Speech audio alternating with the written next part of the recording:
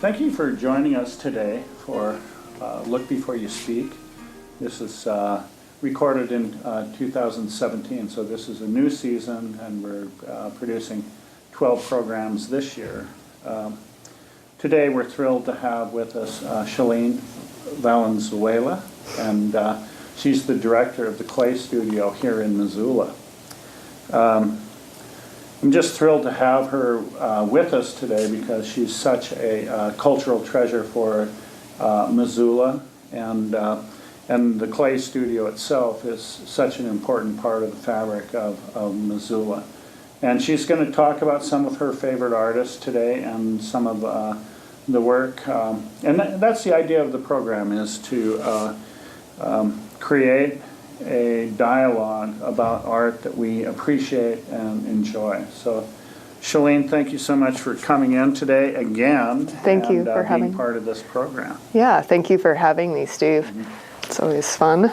So you brought in how many artists today? 5 different artists. A lot of what I was trying to think about for this. Last time I came and visited you, we talked about artists that were connected to the Clay Studio Missoula in a certain way, one way or another, as current or past residents. And this time I just wanted to kind of touch on the theme of scratching beneath the surface, and really dealing with artists that there are a few ceramic artists in this, but I also wanted to explore different mediums, and twofold, just that theme, and also these are artists I've been connected with in different ways, either working with on different exhibitions or collaborating with in different ways. Really great. I think sometimes one of the reasons I really like that approach today is sometimes I think if you get locked into a media and you're identified with a particular media, you get locked into that, and the world of art and the world of these ideas that we're talking about is pretty big. Yeah. So, and a lot of the themes I deal with my work, I'm talking about all sorts of different subjects that aren't just in the context of the ceramic art world. So these artists explore themes to me that are important to me as well. That's great. That's great. The approach of like something beneath the surface of what you initially see when you first approach a work. It may be appealing in some ways. With me, I have certain graphic imagery that draws people in, and then they start seeing different narratives as they approach the object closer. So. Yeah, I think that for those that haven't seen the program before, we usually put an image up, and then that is what's on the screen. Oftentimes people look at imagery, and television conditions us to look at imagery and scan it and produce it in our minds in less than 2 seconds. And so we're going to keep the images up for a little bit longer and talk about them. And so who'd you bring in first? Okay, the first artist that I will be talking about today is John Zimmerman. He was actually a resident, short-term resident at the Clay Studio of Missoula, has been our resident at the Archie Bray Foundation, and he teaches in Gallup, New Mexico. And his work, there are these solid forms that have reference to geography.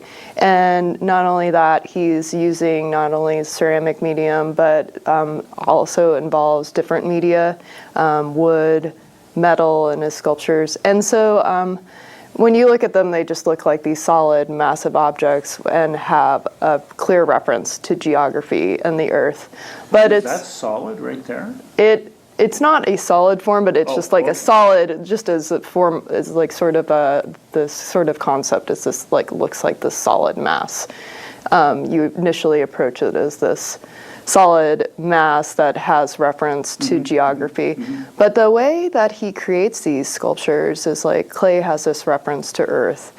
But then he's also using these things that are drawn from the earth and then introducing man-made sort of elements into it, certain glazes and frits and these like sort of colors that are natural, but then unnatural in ways. And so it's like referencing about like how the earth has like evolved over the years, and how these natural forms have also been influenced by sort of the touch of man. Yeah, they're very painterly as well. I think it's one of those things about the mediums cross-referencing. So Yeah. those are great images. Let's look at another artist. The second artist that I brought in today is Courtney Blazon. So what I find very interesting, we have these very interesting dialogues about how people approach our works, where you'll initially, the thing that I have and she has in common is the fact people are like, oh, it's so cute or pretty or something like that. But then you sort of, like I was saying, the theme of scratching beneath the surface. This first piece is from her exhibition that she just had at the Missoula Art Museum, The Year Without a Summer, where she was referencing the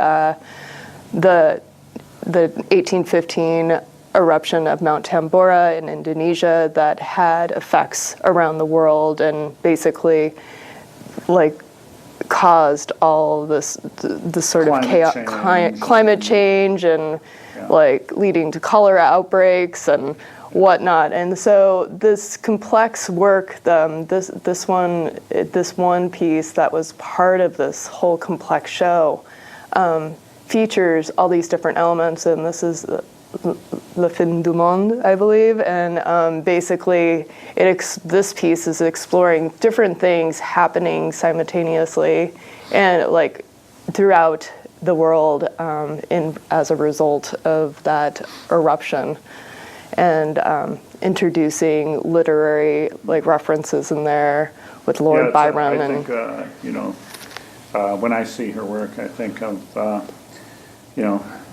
these are based in truth. They're really elaborated, and she's a great storyteller. And I think one of the things that came out in that exhibit is it's humans out of sight, out of mind. Easy to forget all of these things that she's bringing to our attention. And it's. I also think of Edvard Munch a little bit. Who said. Art is happy, art is sad, but art is mostly sad. And there's a lot of when superficially you look at these, and there's they feel like children's illustrations. Exactly. And then underneath the surface, you find these dark truths. Exactly. Yeah. And then so every time I feel like, especially in that exhibit, there is so much complexity to all the pieces. You could keep going back to the exhibit and find something new, within each of the drawings. What's going on here in this? Oh, this one. This is a drawing that is in reference. It looks like, just the setup of it with the floral arrangement around the border, and this is in reference to a. I'm trying to read the name of the piece, but it's in reference to she just picked up on this newspaper article about a young prostitute who tried to kill herself many times and then was unsuccessful at doing it. And then, and I think eventually she was successful, but she was basically this young prostitute ridiculed in Butte for this. And so it's this sort of sweet but dark image, and then you find the history behind it, and it's a very dark history behind it, and a very pained history, but then sort of this cherubic face of the girl, and I also think it's I really enjoy seeing Courtney accomplish so much with drawing. Exactly. Yeah, it's great. So, okay, we're gonna move on. Yeah, let's move on. This is a work by artist Chris Antiman. She is based in Joseph, Oregon. She actually had this piece, the Forbidden Fruit series. It's been touring in the United States right now, but it's a project that she created at Meissen, which is the factory that's produced porcelain objects in Germany for the past few hundred years. And so it has this rich history, and they've worked in collaboration with a few artists on creating works that are produced partially with using some molds that are in the Meissen vault. And then so what is really great about her work is she references these 18th century porcelain figurines. And then she's putting them in these like, sort of playful contexts where a lot of these scenes are dinner party scenes and scenes between 2 or 3 different figures. And there are these beautiful, lush, elaborately painted objects with floral imagery. It looks very appealing, but there's a lot of these different, like, sort of underlying dialogues between all the figures. And it's talking about power plays and femininity and masculinity and relationships. And so when I look at this piece, and I haven't seen it in person, but I've seen some of her work in person, like at the clay studio. And I think of just the whole history of Judy Chicago, the dinner party, the comment on gender, and these are, you know, from the first look, they feel very superficial. You know, they feel flowery, and then you get into it and you realize that there's a lot of content. Yeah, and it's sort of like, it's the same sort of thing that we were just talking about with Courtney's work, where it's so full and so rich of so much color and so much alluring detail. And then, so superficially, you'll look at it and go, oh, that's a pretty or cute or like sort of attractive thing. But then when you get drawn in deeper, and when you actually, as you said with the theme of this program, we're sitting here and talking about artwork and delving into it and taking the time to look a little deeper into it, you start seeing the different stories and just start discovering more. And with that Forbidden Fruit series, I mean, it's such an elaborate production. There's so much going on there. I think the content is strong, and I think formally they're really great. You know, they're all structurally really resolved when you walk up to them. Yeah, and so there are these like little objects that pack this like this great punch. And let's move to the next artist. You brought some dynamite people today. This is Maggie Rosiecki Hiltner, and her work is actually, lives in Red Lodge, Montana. She works in textile-based forms, and she will actually be, I believe, exhibiting at the Missoula Art Museum this summer. I believe the show is opening in May.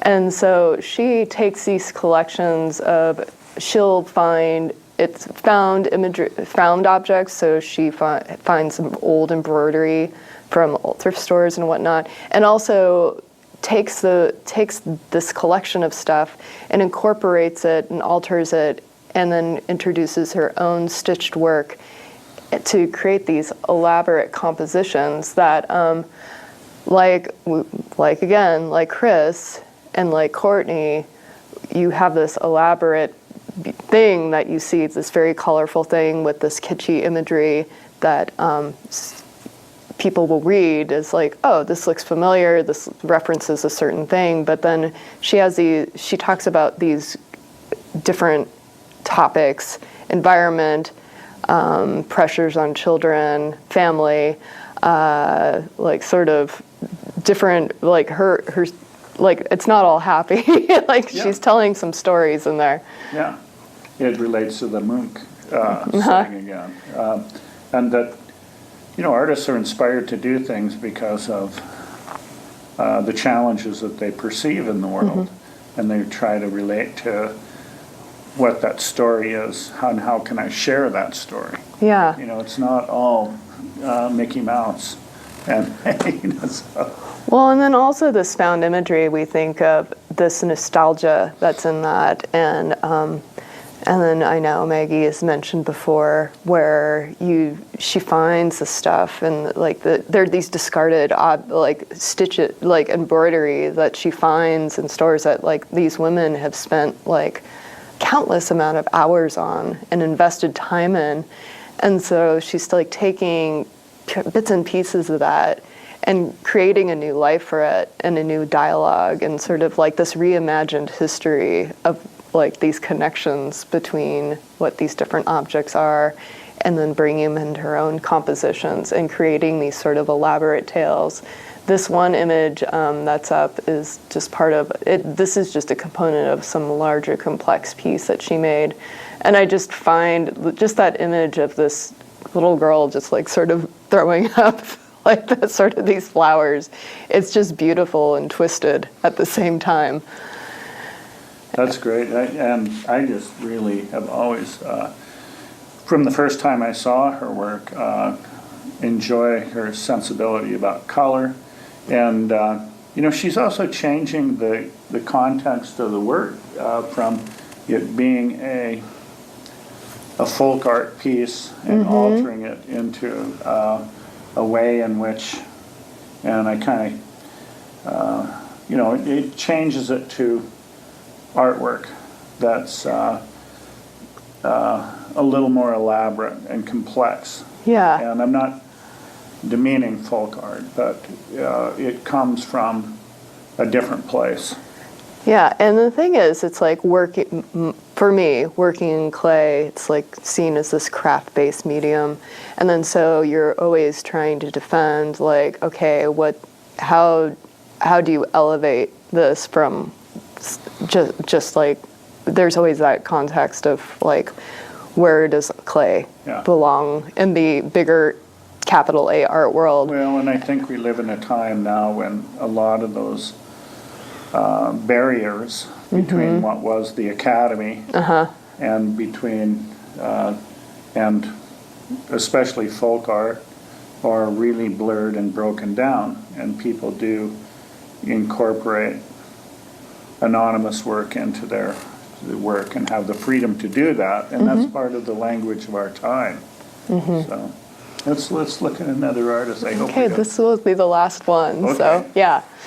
So this is work. She's an emerging artist, and she actually, her name is Sarah Tancred. She finished her degree, her MFA at University of Montana a few years ago, and has gone on to work in a few different places. She's been in South Dakota. She's been in New Mexico, just as visiting artist and lecturer positions, and then now I believe she lives in Minnesota and is visiting artist at North Dakota State University in Fargo, North Dakota. And basically she works in porcelain, and she's referencing forms and forms that reference like post-World War II homemaking items. And a lot of this is in discussing the transitioning role of women in like transitioning in the workplace, and also being homemakers. And so that idea of these are actually Jell-O salad molds. And then so she's taking this sort of mundane object that references like the quick meal idea and making it into like this arrangement on the wall that sort of elevates the prestige of this like sort of cheap, quick, easy meal, and elevating that sort of notion of the woman's place. And are those, I mean, they're very dark. Are those glazed? Those are glazed, yeah. Wow. And porcelain, so they're thin. Yeah. Wow, and they're, wow, that's really wild. I'd love to see this piece in person. Yeah, so she's been working, it's great. She's been working with these groupings of these objects, and they're like kind of like these seemingly everyday objects, but then putting them in this different context where they have a relation, but then they're creating this beautiful landscape in a way, but they have a lot of meaning behind those objects. Can we go back to that piece that, why did she choose to use such dark glaze? And is the glaze the same on each of the pieces, or is there's just slight subtle differences between them all? And what is that glaze? You know, it's probably just some, I'm not sure exactly what glaze, I couldn't tell you exactly what glaze it is, but it's sort of I believe that she's using it because it has reference to sort of because those Jell-O molds used to be made out of like metal, And so I think she's referencing the look of that. And then they look like chocolate. And yeah, I think that's really wonderful, that choice, and the use of multiples. Yeah, and that's the thing. It's like, looks like this decorative piece, and then you start like learning the history behind it and what these objects were and how these molds were used to make these like sort of quick meals, because women were expected to like work outside of the home and then work in the home, and then sort of simplifying their lives. And so it's elevating this like object of simplification in their lives. Yeah. And okay, and then let's look at the next piece of hers, but I hope we don't run out of time. Yeah, it's this... and these are porcelain as well. These are porcelain, and it's a series of socks, porcelain cast socks that hang on the wall. And then it's a little dark on the screen, but the like dark spots on the socks are all gold luster parts, and so it's referencing darning of these socks. Oh. So it's like that idea of this like mending and taking so much, it's elevating, like, because that repair of socks, it's like you have the stitching, but then the gold luster is sort of like elevating that care that goes into each of the stitches, because you're like trying to patch together something to keep it going so that you don't have to buy more socks. Sure, and I think oftentimes you know, all of those skills that we learn growing up from being very, very young, you know, we can go and see art that's far away, and but we also have to understand that a lot of those skills that we're nurtured with and given from very young occur in the home. Yeah. How many of these? Oh goodness, I feel like there was like about 24 of these. I just saw this piece, she had it. There's a huge National Ceramics Conference every year, and this year it just happened in Portland, Oregon.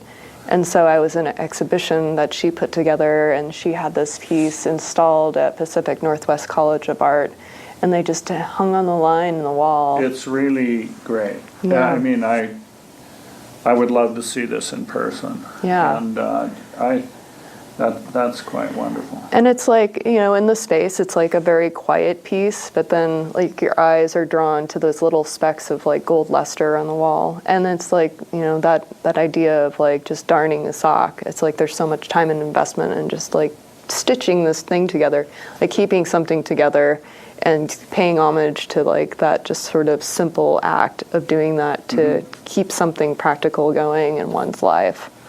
So there's you know, in all the artists that you brought in today, there seems to be some consistent themes in there. And how would you summarize that? Well, like I said from the beginning, scratching the surface, where, you know, you approach all these objects are very objects and well, I'm saying objects, but it's like also the 2D and 3D pieces. They're all very alluring right away. They're all very attractive right away on the surface. There's something that draws you in, be it gold luster or the heaviness and colorful weight of something or something pretty in the piece. And so upon first glance, you may be drawn in for that reason. And then when you look a little closer or start thinking about it a little bit more, there's a story lying underneath there that has a lot more layers to it. Yeah, and I think you know, when I look at these artists, there's you know, there's a little bit of obscurity, but there is definitely a content and definitely something the artist is trying to convey, a story the artist is trying to convey. You know, whether it has to do with land use or the land or gender or just different things, but the stories are consistent. Yeah. Thank you so much for putting this all together. And I also wanted to talk a little bit about you know, the Clay Studio has a gallery, and recently it expanded and has become has a lot more space. It does. It's like a real gallery instead of a hallway and like some strange old office with bars on the window that we sort of created as our exhibition space. But So how has that changed related to the clay studio and programming? Well, what has been really great about that is it gives our gallery more flexibility because there's two parts. There's basically two components to our gallery. We have our year-round sales gallery space where we represent different regional artists, our member artists, and current and past artists and residents. And then there's the exhibition space where we change out monthly exhibitions. Pretty much we have different rotating exhibitions 11 times a year. We take January off. And what's been great about it's like one huge space that's sort of divided up, and so we can adjust the size of the space according to the exhibition. So it's been really interesting sort of experimenting with that, smaller exhibitions. We had one in August with artist in residence who was finishing up her residency, Miriam Griffin, and she makes very small, detailed work, and so to have her work in this like sort of defined space would be really difficult and challenging for her because she'd have to produce like 100 pieces. Some flexibility. Yeah, so she's able to push in a wall and create this small, intimate space for people to explore in.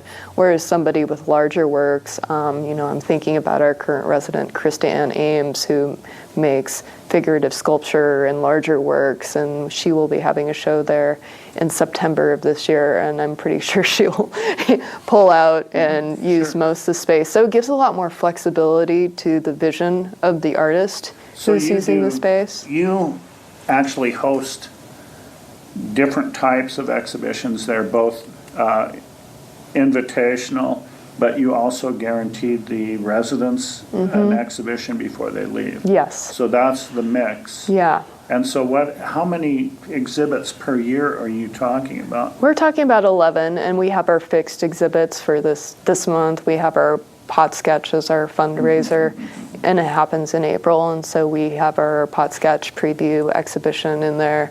So we always have certain exhibitions that are fixed. In December, we always have our holiday sale. So there's certain things that just happen every year, and then the programming varies, and then we'll have different guest artists. We're really excited in May. We're going to be having Doug Baldwin, a retrospective of his work, and he will be creating some newer works for those shows and have some tricks up his sleeve. So we're very much looking forward to that. And I imagine that will include some animation.